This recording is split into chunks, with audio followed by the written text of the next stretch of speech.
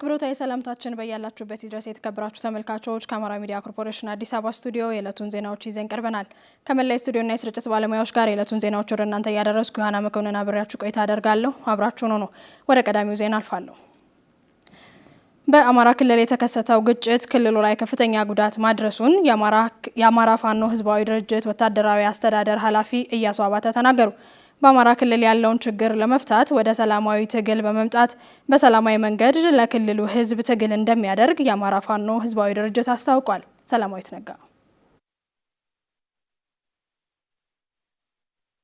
ባለፉት 3 ዓመታት በአማራ ክልል በተከሰተው የእርስ በርስ ግጭት በርካቶች ህይወታቸውን አጥተዋል፣ አካል ጎድሏል። በርካቶች ጥሪታቸውን አጠራቅመው ያፈሩት ሀብትና ንብረት ወድሟል። የተወለዱበትን ያደጉበትን ቀይ ለቀው እንዲሰደዱም ሆኗል። የሀገሪቱ የኢኮኖሚ ጀርባ አጥንት የሆነው የክልሉ ምርትም መታፈሱ ቀርቷል። ባለፉት ዓመታት ክልሉ የገባበት አጣብቂኝ ሁኔታ የአማራ ፋኖ ህዝባዊ ድርጅት ወታደራዊ አስተዳደር ኃላፊ አቶ ኢያሱ አባተም ይስማሙበታል። ትንሽ ሀብት ያለው በግታም በምንም ይሄ ቀውስ በመፈጠሩ ምክንያት የተወሰነ ሀብት ያለው ወደ አዲስ አበባ ምናምን ገብቶ ማልማት መኖር ጀመረ ማለት ነው። ከዚያ ውጭ ገጠር አካባቢ ያለውን ብናይ የአምቡላንስ አገልግሎት እንኳን የለም። which is በጣም እንትን የሚያደርግ ሰው የዚህ አንደኛው ክፍለ ዘመን ላይ እናቶች ያሉበትን ሁኔታ የሚያስብ ሰው ሊቀበለው የማይችለው አምሮ ማለት ነው። ከአንድ እናት ከሆነ ቀበሌ በወሊድ ሁሉ ልትሞት የምትችልበት ወይም ደግሞ በሞተር ካሊያም ደግሞ በሰው በሸክም ወደ ሆስፒታል የምትሄድበት ሁኔታ ነው ያለው ማለት ነው። ሌሎችም የመድኃኒት አቅርቦት ልናይ እንችላለን። ካለው እንትን አኳያ ትምህርት ኒርሊ 3 ዓመት ቆሞ ነው እንግዲህ አሁን በእያንዳንዳችን ተምረን የደረስንበት እድሜ ያለ አይደል? እዚያ ላይ 3 ዓመት ቢቀነስ ማን ነው ምን ሆነው ነው? አሁን የሆነ ደረጃ የደረሰ ሰው ትልቅ ደረጃ ነኝ ያለው ብሎ የሚያስብ ማንኛውም አካል 3 ዓመት ከእድሜው ሲቀነስ ምንድነው እንትን ሊባል የሚችለው? አሁን ይሄ ሁሉ ለአማራ እንትን ነው ለውጥ ልናመጣ ነው ምናምን ብለው ለማስረዳት የሚሞክሩ ሰዎች አሉ። ይሄ ትክክል አይደለም። እውነት ለመናገር ለምን ነው ትክክል የማይሆነው? እንደዚያ ተሆኖ እንኳን ትግሉ የሄደበት ያለው ቅርጽ ሲታይ የግለሰብና የቡድኖችን ፍላጎት ከማርካት ያለፈ አይደለም።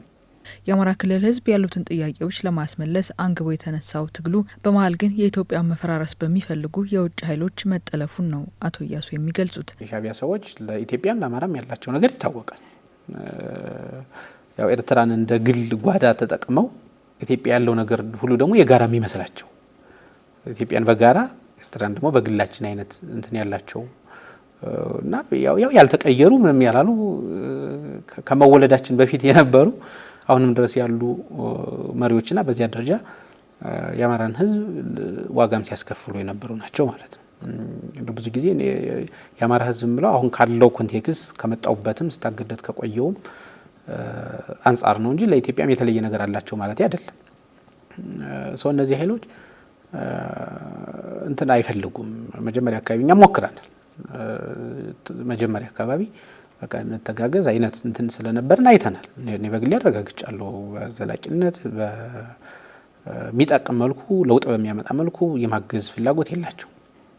ልቅስ የአማራና አካባቢ በተወሰኑ የጎበዝ አለቃ በሚመስሉ ሰዎች ጠርንፈው ይዘው ኦንና ኦፍ የሚያደርጉት የፖለቲካ ኤንቫይሮንመንት መፍጠር ነው ማለት ነው የሚፈልጉ። በክልሉ ያለውን ችግር ለመፍታት ወደ ሰላማዊ ትግል በመምጣት በሰላማዊ መንገድ ለክልሉ ህዝብ ትግል እንደሚያደርጉም ተናግረዋል።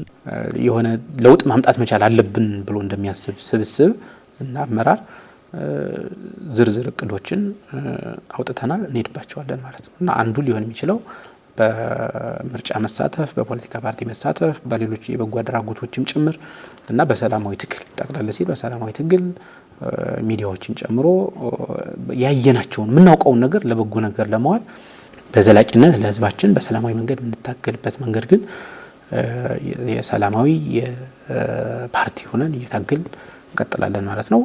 የወረድን ውረዱን እንትን ቆይተንበታል፣ አይተነዋል። እንደ መንግስትም ብዙ ዋጋ ተከፍሏል። በእኛም በኩል ብዙ ዋጋ ከፍለናል። በዚያም በዚህም ተብሎ የከሰረችው ይህች ሀገር ናት። በድህነት አዙሪት ውስጥ በጦርነት አዙሪት ውስጥ እየቆየች ያለችውና የማይገናኙ የሚመስሉ ሰዎች የማይገናኙ የሚመስሉ አስተሳሰቦች ተገናኝተዋልና ይሄ አጠቃላይ የፈጠረው የሳቢ ማዕቀፍ ቀላል አይደለም። ህዳር 25 2018 ዓ.ም የተደረሰውን የሰላም ስምምነት ተከትሎ አጀንዳዎቻቸውን ለሀገራዊ ምክክር ኮሚሽን ማስገባታቸውንም ገልጸዋል።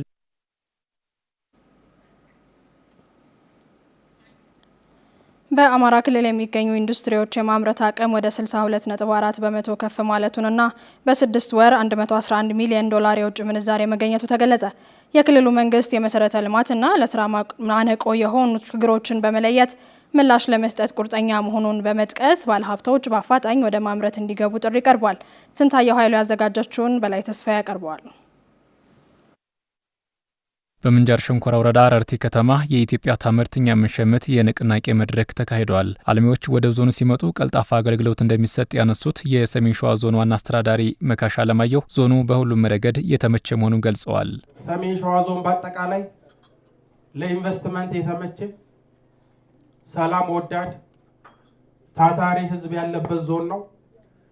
ለኢንቨስትመንት ለአልሚ ባለሀብቶች በቂ ግብአት ያለበት ዞን ነው። ከ23 በላይ ማዕድናት ምርምር ተደርጎ እንዳለ ተረጋግጧል። እኛ ሀብታችን አገልግሎት አሰጣጣችን ነው። ሀብታችን ባለሀብታችን የምንይዝበት መንገድ ነው። ባለሀብት ግን ፋብሪካውን ጠባቂ ሆኖ የሚያይለት ማህበረሰብ ይፈልጋል። ከዚህ አኳያ ሰሜን ሸዋ ዞን የተመረጠ አካባቢ ነው። በዞኑ ያሉ አምራች ኢንዱስትሪዎች እያሳዩት ያለው ውጤት አበረታች መሆኑን ያነሱት አቶ መካሻ ሌሎች አልሚዎችም ወደ ዞኑ እንዲመጡ የመሰረተ ልማት ዝርጋታዎችን በማስተካከል ጥያቄዎችን ለመመለስ እንደሚሰራ ገልጸዋል። ምንጃር ሸንኮራ ወረዳ በትርፍ አምራችነቱ የሚታወቅ በተለይ በከፍተኛ ሁኔታ ጤፍ የሚያመርት ወረዳ ነው። ባለሀብቶቻችን የምታነሱት ጥያቄ ሁሉ በየጊዜው በምናደርጋቸው ምክክር መድረኮች እየፈታንላችሁ ተኪ ምርት በማምረት ወደ ውጭ ኤክስፖርት የሚሆን ምርት በማምረት በሰሜን ሸዋ ዞን ደረጃ በ6 ወሩ አመርቂ አፈጻጸም ነው ያላችሁ። ባለሀብቱም ያነሳቸው ችግሮች ከተነሱ ዞናችን ሰሜን ሸዋ የኢንዱስትሪ መዳረሻነቱን የበለጠ እንደ እድል የምንጠቀምበት ምቹ ሁኔታ እንፈጥራለን። አምራች ኢንዱስትሪውን ለማነቃቃት በተሰራው ስራ አበረታች ውጤቶች መመዝገባቸውን ያነሱት የአማራ ክልል ኢንዱስትሪና ኢንቨስትመንት ቢሮ ኃላፊ እንድሪስ አብዱ ምርቶችን በሀገር ውስጥ መተካት መቻሉን አንስተው ለበርካቶች የስራ ዕድል የፈጠሩ አምራች ኢንዱስትሪዎች መኖራቸውንም ገልጸዋል። በክልላችን ባለፉት 6 ወራት 35 አምራች ኢንዱስትሪዎች 42182 ቶን ምርት ወደ ውጭ በመላክ 111 ሚሊዮን ዶላር የውጭ ምንዛሬ ማስገኘት ተችሏል። ምርቶችን በሀገር ውስጥ አምራች ኢንዱስትሪዎችን በመተካት ረገድ በክልላችን ከ409 በላይ አምራች ኢንዱስትሪዎች 69 የምርት አይነቶች 296966.5 ቶን ምርት በማምረት ምንዛሬ ሊጠይቅ የሚችል የነበረውን 335.7 ሚሊዮን ዶላር የውጭ ምንዛሬ ማዳን ተችሏል።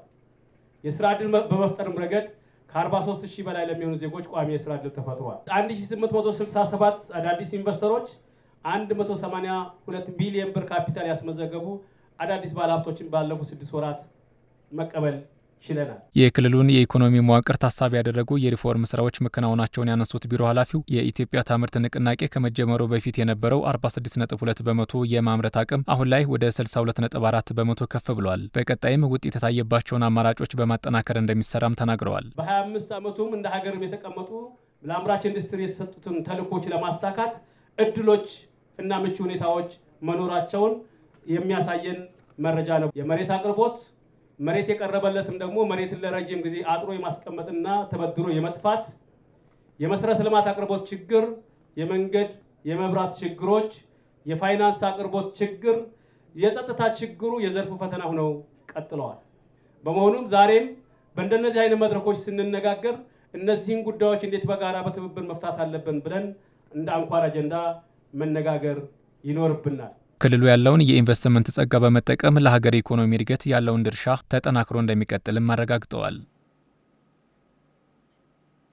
ኢንቨስትመንትን ለማስፋፋት ሰፊ የሕግ ማሻሻያዎች ማድረጉን የኢትዮጵያ ኢንቨስትመንት ኮሚሽን ምክትል ኮሚሽነር አቶ ዝናቡ ይርጋ አመለከቱ። በምንጃር ሸንኮራ ወረዳ አረርቲ ከተማ የኢትዮጵያ ታምርት ንቅናቄ መድረክ ተካሂዷል።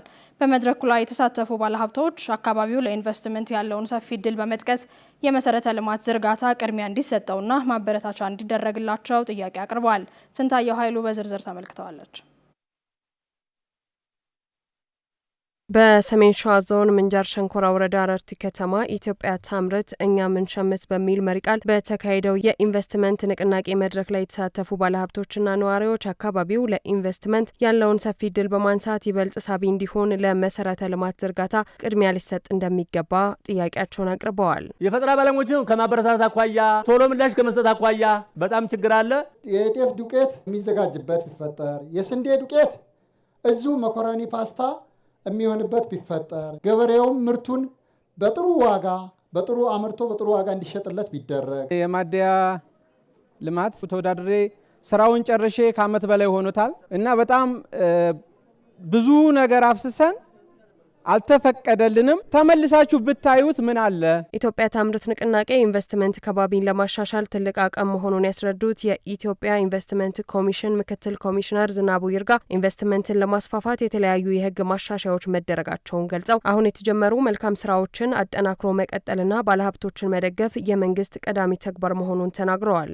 ኢንቨስትመንትን የምናይበት መንገድ እንዳይን ብሌናችን ነው የምናየው። ምቹ ሁኔታ አመቻችቶ ፈጣን የሆነ አገልግሎት ሰጥቶ ፍትሃዊ የሆነ አገልግሎት ሰጥቶ በፍጥነት ወደ ስራ እንዲገባ ጥበቃ አድርጎ ወደ ምርት እንዲሸጋገር የሚያደርግ ከባቢ የለም ብሎ ነው ያጠናው። ከዛ ወደ ሄደው ወደ ፖሊሲ ማሻሻያ ነው ሄደው። የፖሊሲ ማሻሻያው ምንድነው የሚለው? የውጭ ባለሀብቶች እንዳይገቡ እነዚህማ ለሀገር ውስጥ ባለሀብት ብቻ የተከለሉ ናቸው ተብለው የነበሩትን የህዝባችንን ጥቅም ግምት ውስጥ በማስገባት የውጭ ባለሀብትም ገብቶ ኢንቨስት ያደርጋል ብሎ ነው ያሻሻለው። አንዱ የፕራይቬት ሴክተር ተሳትፎ ከፍ እንዲል ካደረጉት ነገሮች አንዱ ይሄ ነው። የፖሊሲ ማሻሻያ አድርገናል። ለልማት ስራዎች መሳካት ሰላም መሰረታዊ ጉዳይ በመሆኑ ሁሉም ለሰላም ቅድሚያ እንዲሰጥ የጠየቁት የአማራ ክልል ፕላንና ልማት ቢሮ ኃላፊ ዶክተር ደመቀ ቦሩ የክልሉን የልማት እቅድ ለማሳካት የጋራ ስራ እንደሚጠይቅ አንስተው ለጥያቄዎች መልስ ለመስጠት በቁርጠኝነት እንደሚሰራም ተናግረዋል። ክልሉ ትልቅ እቅድ ይዟል። በ6 የልማት ቀጠናዎች በተለይ ደግሞ የምንጃር ሸንኮራ ምን አድቫንቴጅ አለው ተብሎ ተለይቷል። ስለዚህ አካባቢው ይልማ ይስተካከል ካላችሁ ከዚህ በላይ ደም መፋሰስ መቆም መቻል አለበት። በቀላሉ በምክክር በይቅርታ በድርድር ወንድሞችን መመለስ ያስፈልጋል። ለዚህ ተባባሪ መሆን አለበት። ይበቃል ብለን ለምንጃርና ሸንኮራ ከዚህ በኋላ ኢንዱስትሪ ያስፈልጋል። ምርታማ አካባቢ ነው። ስለዚህ ይህ ምርታማ አካባቢ ደግሞ ለግብርና ግብአት እንዲሆን ማድረግ አለበት። በዙሪያው ካሉ ልማቶች ቱርፋት ተጠቃሚ እንዴት እናርግ ብለን መምከር መቻል አለብን። የአማራ ክልል ኢንዱስትሪና ኢንቨስትመንት ቢሮ ኃላፊ እንድሪስ አብዱ የመሰረተ ልማት ማነቆዎችን ለመፍታት የተቀመጡ መስፈርቶችን ለማሟላት የክልሉ መንግስት በቁርጠኝነት እየሰራ እንደሚገኝ ተናግረዋል። የግብአትና ግብይት ትስስርን በተመለከተ የመንግስት ግልጽ አቋም ነው አቅጣጫ የተቀመጠበትና በየጊዜው እየተገመገመ በጣም ትላልቅ አምራች ኢንዱስትሪዎች ያለው ሸዋ ነው ያለው፣ ደቡብ ብርሃን፣ ሰሜን ሸዋ። ይሄ ለምን? ጸጋዎች ስላሉ፣ ሀብቶች ስላሉ፣ ጥሬ ዕቃዎች ስላሉ፣ ማህበረሰቡ ጨዋ ስለሆነ፣ ስራ ወዳድ ስለሆነ፣ ለፍቶ አዳሪ ስለሆነ፣ አመራሩ ለለውጥ የቆረጠ ስለሆነ፣ የክልሉ መንግስት አካባቢው እንዲለማ ከፍተኛ ፍላጎት ስላለው በብዙ ምክንያቶች ተቀናጅተን ተሳስረን ሸዋንና አካባቢን ክልላችንና ሀገራችንን ባለን አቅም ልክ ማልማት እና መቀየር ይኖርብናል። አዳዲስ ባለሀብቶችን ለመሳብና የባለሀብቶችን ጥያቄ ለመመለስ ተቋማዊ ትስስርን በማጠናከር ርብርብ እየተደረገ መሆኑን የተናገሩት የሰሜን ሸዋ ዞን ዋና አስተዳዳሪ መካሻ አለማየሁ የመልካም አስተዳደር ችግሮችን ለመፍታት በቁርጠኝነት እየተሰራ ስለመሆኑም ጠቁመዋል። የት አካባቢ ምን እድል አለ ብለን አነፍንፈን መጠቀም ባለሀብቱም አለ፣ ግን ደግሞ እዚህ አካባቢ ላይ መስራት የሚገባን ጉድለት አለ። ይሄን በዞን ደረጃ በክልል ደረጃ ያለውን እንነጋገራለን። በህዝብ ደረጃ ያለውን ደግሞ የቤት ስራ ወስዳችሁ ብትሰሩ ጥሩ ነው። የመልካም አስተዳደር ችግር ከቦታ ቦታ ይለያያል።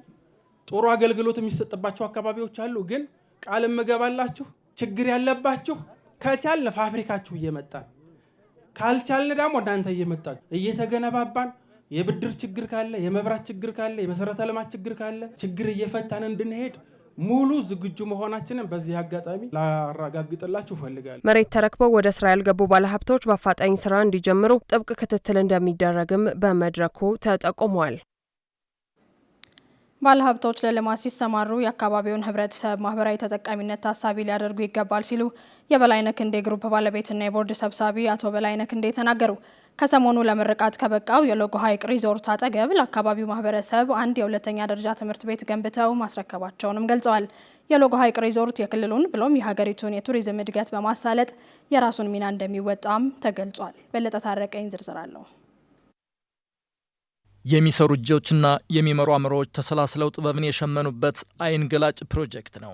በአማራ ክልል ደቡብ ወሎ ዞን በሐይቅ ከተማ የሎጎ ሐይቅ ዳርቻን ተንተርሶ በበላይነህ ክንዴ ጠቅላላ ተቋራጭና በኢትዮጵያ ኢንጂነሪንግ ኮርፖሬሽን አማካሪነት በ13.3 ሄክታር መሬት ላይ የተገነባው የሎጎ ሐይቅ ሪዞርት። ይህ ሪዞርት የገበታ ለትውልድ ፕሮጀክቶች አንዱ አካል ሲሆን በሰኔ ወር 2016 ዓ.ም ተጀምሮ ጥር 30 2018 ዓ.ም ተጠናቆ በጠቅላይ ሚኒስትር ዶክተር አብይ አህመድ ለምርቃት በቅቷል። የበላይነህ ክንዴ ግሩፕ ባለቤትና የቦርድ ሰብሳቢ አቶ በላይነህ ክንዴ ለአሚኮ እንደገለጹት መንግስት የግል ሴክተሩን የልማት ተሳትፎ ከጊዜ ወደ ጊዜ እያሰፋና ሁኔታዎችን እያመቻቸ በመሆኑ ታላላቅ ሀገራዊ ፕሮጀክቶች እውን እየሆኑ መጥተዋል። የሎጎ ሐይቅ ሪዞርትም አንዱና የትብብርን ውጤታማነት የሚያመላክት ፕሮጀክት ነው ብለዋል። መንግስት የአመራር ሚና ነው የሚወጣው። ፕራይቬት ሴክተሩ ደግሞ መንግስት የሚሰጠውን አቅጣጫ ተከትሎ ልማቶች ያለማል። እውቀት፣ ገንዘብ፣ ጉልበት ተደምረው ውጤት ያመጣሉ። ስለዚህ ተባብረን እንስራ። በአንድነት ስንሰራ ውጤት እናመጣለን። በዚህ ተግባራዊ ሆኗል። መንግስት ፕሮጀክቱን አቀደ፣ ቦታውን መረጠ። ፕራይቬት ሴክተሩ ደግሞ ልምድ እንዲወስድ፣ ስራ እድል እንዲፈጥር እድል ተሰጠው። ይህንን እድል ተጠቅመን ተደምረን ውጤት አመጣን ማለት ነው እና ከፕሮጀክቱ ጅማሬ እስካሁን ድረስ 700 እና ከዛ በላይ ሰዎች ተሳትፈው የዕለት ገቢያቸውን ደጉመዋል። ብዙ ሰዎችም ሳንቲም አጠራቅመዋል። የድርጅቱን ደሞዝ ተጠቅመው ውጤታማ ሆነዋል። በሁለተኛ ደረጃ እዚህ አካባቢ ልማት አለ ማለት ሰውን ሀብት እንዲያገኝ፣ ሰርቶ እንዲበላ፣ ልምድ እንዲወስድ። ልምድ የወሰዱ ወጣቶች ብዙ ናቸው። ነገ በዚህ በተማሩበት መንገድ ለውጤት ይሄዳሉ። ባለሀብቶች በአንድ አካባቢ ለልማት ሲሰማሩ ከልማት ባሻገር ህብረተሰብ አቀፍ ማህበራዊ ኃላፊነቶችን መወጣት አለባቸው የሚሉት አቶ በላይነህ ክንዴ ሪዞርቱን ከመገንባት ጎን ለጎን ለአካባቢው ማህበረሰብ አንድ የሁለተኛ ደረጃ ትምህርት ቤት መገንባታቸውን ገልጸዋል። ክቡር ጠቅላይ ሚኒስትራችን ትምህርት ቤቱ አሮጌ ሆኖ ባዩ ጊዜ ይሄንን ብትቀይሩላቸው የሚል ሀሳብ አነሱ። ያሰቡትንም ሀሳብ እኛ እውን አደረግነ። ስለዚህ አንድ አካባቢ ላይ የሆነ ፕሮጀክት መምጣት ለአካባቢው ጸጋ ነው። የአማራ ክልል የቱባ ባህልና በርካታ የቱሪስት መዳረሻዎች መገኛ ነው። ይሁን እንጂ በመሰረተ ልማት እጥረትና ትኩረት መነፈግ በርካታ ታሪኮች፣ ቅርሶችና ጸጋዎች ሳይገለጡ ቆይተዋል። ይህ የሎጎ ሐይቅ ሪዞርትም አንዱ መፍትሄ አመላካች ስራ ነው ይላሉ አቶ በላይነህ ክንዴ። አማራ ክልል ብዙ ታሪካዊ ቦታዎች ያሉት፣ ብዙ ጂኦግራፊካል ገጽታዎች ለቱሪስት የሚመቹ፣ ህብረተሰቡም ሰርቶ የሚበላ ህብረተሰብ ያለበት አካባቢ ነው። ይሄንን ተጠቅሞ ሁሉም ሰው ወደ ልማት ቢገባ፣ ክልሉን ቢያለማ የአካባቢው ህብረተሰብ ሀብት ይፈጥራል፣ ለውጥ ይመጣል። አካባቢው የልማት ኮሪደር ይሆናል። ቱሪዝም አለ ማለት ባለሀብቶች ይመጣሉ፣ ሌሎች ሴክተሮችም ያድጋሉ ማለት ነው። እንግዳ ሲመጣ ነው አይቶ ካየው ተነስቶ ስራ የሚሰራው። ማኒፋክቸሪንግ ይበለጽጋል። ማረፊያ ከሌለ ግን እንግዶችም የውጭ ዳይሬክት ኢንቨስትመንትም ሊመጣ አይችልም። ለዚህም በቱሪዝም መስክ መንግስት እያደረጋቸው ያሉ ስራዎች አይን ገላጭና አገሩን ክልሉን የሚለውጡ ናቸው። እነዚህን ህብረተሰቡ ጠብቆ ንብረቱ አድርጎ እንዳይበላሹ መጠቀም አለበት። የሎጎ ሐይቅ ሪዞርት በርካታ ልምድ የተቀመረበት ለበርካታ የአካባቢው ማህበረሰብ የስራ ዕድል የተፈጠረና የሚፈጥር የክልሉን ብሎም የሀገሪቱን የቱሪዝም አቅም የሚያሳድግ እንደሆነም ተገልጿል።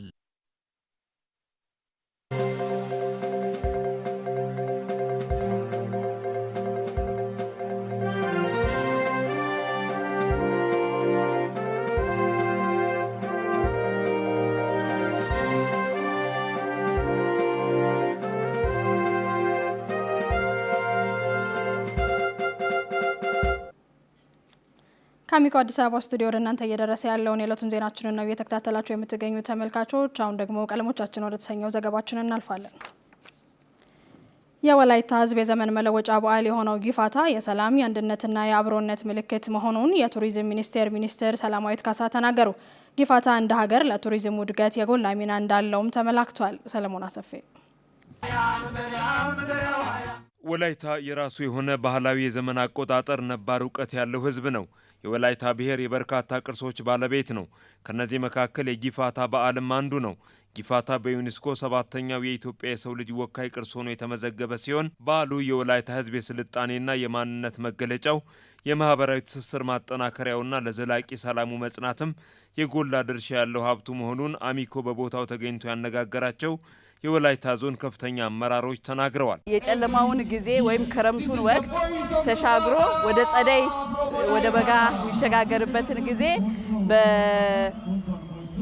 በራሱ አጠራር ቀንን የጨረቃንና የፀሐይን ዑደትን ተከትሎ ቆጥሮ ወር ተሻግሮ አመት ሲደርስ የአመትን የመጀመሪያውን ወር ባይራ አግና ብለን የምንለውን የሚቀበልበት ጊፋታ ነው። ወላይታ ብሔር ከአሮጌው አመት ወደ አዲሱ አመት ሲሸጋገር የሚያከብረው በዓል ነው። የጊፋታ በዓል ማህበረሰቡ ከአሮጌው አመት ወደ አዲሱ አመት በሰላም ያሸጋገረውን አምላኩን የሚያመሰግንበትና አዲስ ተስፋ የሚሰንቅበት ነው ያሉት አመራሮቹ ጊፋታ ማህበራዊ ትስስርን ያጠናክራል፣ ይቅርታና መቻቻልን፣ መተጋገዝና መተሳሰብንም ያጎላል፣ ለሰላም ቀጣይነትም ከፍተኛ ሚና አለው ብለዋል። የህዝቡ ታላቅ የሆነ ባህል እሴት የሚገለጽበት ነው። በዚህ በዓል ኢኮኖሚያዊ ፋይዳ አለው፣ ማህበራዊ ፋይዳ አለው። ማዕድንም ሼር የሚያደርጉበት ስለሆነ አንደኛው የእርቅ በዓል ነው ተብሎ ይወሰዳል። ሁለተኛ በጊፋታ ወይም ደግሞ ወደ አዲስ አመት ሽግግር ላይ የተጣላ አይሸጋገርም። አባቶች ተሰባስበው የተጣላው በሙሉ ታርቀው ባል ከምስት ጋር እንኳን ቢጣላ መታ በቤቷ ባሏን ታርቃ በዓል አብሮ ነው የሚያከብሩትና ስለዚህ የእርቅ በዓል ተደርጎም ነው የሚወሰደው። ወላይታ ላይ የተለያዩ ቱሪስት ቦታዎች አሉ። እነዚህ ቦታዎችን አንድም የነዚህ ጊፋታ የመጡ አካላት በዓለም በማይዳሰስ ሁኔታ ላይ የተመዘገበው ጊፋታ ለማክበር ሲመጡ ሌሎች የቱሪስት ማዕከላትን ለመጎብኘት ለማየት እድል ይፈጥራልና ይሄ ለኢኮኖሚውን ቱሪዝሙን መንግስት አሁን የሰጠውን የቱሪዝም ፓርትም ከማነቃቃት አኳያ ትልቅ ፋይዳ አለው ማለት ነው። የቱሪዝም ሚኒስትር ሰላማዊት ካሳ በበኩላቸው ጊፋታ በዩኔስኮ 7ኛው የኢትዮጵያ የሰው ልጅ ወካይ ቅርስ ሆኖ መመዝገቡ ለሀገራችን ትልቅ እድል መሆኑን ጠቅሰው ለቅርሱ ጥበቃና እንክብካቤ ከማድረግ ባለፈ የአካባቢውን ቱሪዝም በማነቃቃትና የቱሪዝም ፍሰቱን በመጨመርም ያለው ሚና እጅግ የጎላ በመሆኑ ይህንን እሴት በመጠበቅ የቱሪዝም መዳረሻዎችን የማልማትና የማስተዋወቅ ስራዎች ተጠናክረው እንደሚቀጥሉ ተናግረዋል። በወላይታ ሕዝብ ውስጥ ትልቅ ባህላዊ ትርጉምና ማህበራዊ ፋይዳ ያለው በዓል በክልሉ ከሚገኙ አጎራባች ብሔሮችና ሌሎች ኢትዮጵያውያን ጋር በአንድነትና በፍቅር እንዲኖሩ የሚያስችሉ ድንቅ እሴቶችንም የያዘ ከኢትዮጵያ ደማቅ ህብረ ቀለማት መካከል አንደኛው ነው። ስለሆነም ጊፋታን ጨምሮ በክልሉ የሚገኙ በዩኔስኮ የተመዘገቡ እንደ ኮንሶ፣ የታችኛው ኦሞ ሸለቆ ቅርሶችን እንዲሁም ሌሎች ሀብቶቻችንን አስተሳስሮ በማልማትና በማስተዋወቅ ትርጉም ያለው የኢኮኖሚ ጥቅሞችን እንዲያመነጩ ብለውም በህዝቦች መካከል ማህበራዊ ትስስርና አብሮነት እንዲጠናከር ማድረግ ያስፈልገናል። ጊፋታ በወላይታ ብሔር ከአሮጌ መንፈስ ወደ አዲስ መንፈስ ከጭጋጋማ ድባብ ወደ ብርሃናማ አውድ መሸጋገሪያ በዓል ሲሆን ይህ የጨረቃ ዑደት ስሌትን መሰረት ያደረገ በዓልም በየዓመቱ መስከረም ወር የሚከበር በዓል መሆኑ ተመላክቷል። ክቡራን ተመልካቾች ከአሚኮ አዲስ አበባ ስቱዲዮ ወደ እናንተ ሲደርሱ የነበሩ የዕለቱ ዜናዎች በተከታተላችኋቸው መልኩ ተጠናቀዋል። አብራችሁን ስለነበራችሁ ከልብ እናመሰግናለን። ጤና ይስጥልን።